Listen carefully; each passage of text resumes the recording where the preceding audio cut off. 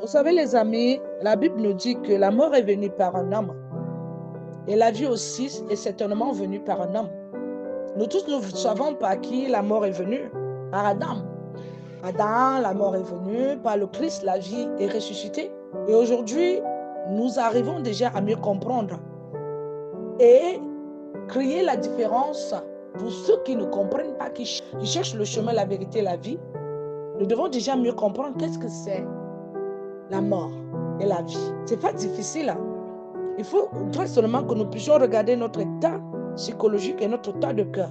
Le pardon que nous refusons d'accorder à certaines personnes. Alors que la solution, la majorité des temps, vient par là. Le Christ, lui, nous a pardonné. Et nous partons déjà vers la fin.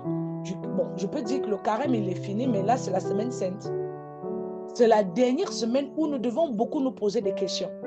Qu'est-ce qui nous attend après ceci?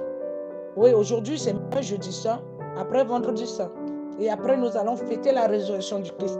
Est-ce que nous sommes vraiment prêts à ressusciter avec le Christ?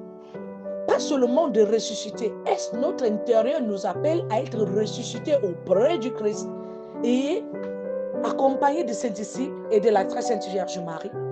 Quand je parle d'accompagner du Christ et de la très sainte Vierge Marie, je parle ici de notre état de cœur, notre état psychologique, notre état en tant que chrétien. Qu'est-ce que nous pensons des autres et aussi de la vie, du changement que nous devions amener au sein de notre Église, au sein de notre nation, au sein d'autres choses et encore.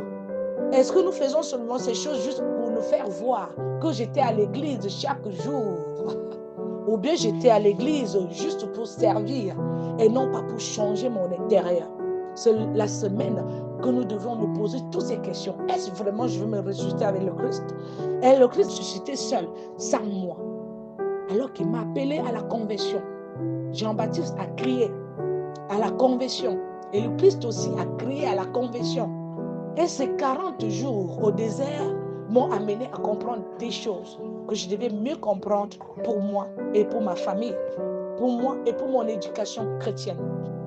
Toutes ces choses-là entrent pour une bonne espérance.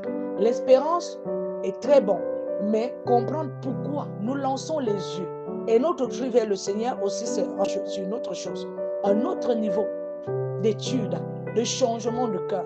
Et cela, nous sommes tous appelés à la conversion auprès de la très sainte Vierge Marie, bien sûr. Parce que grâce à elle est venue la vie. Grâce à elle est venue la résurrection. Grâce à elle est venue la conversion de nos péchés.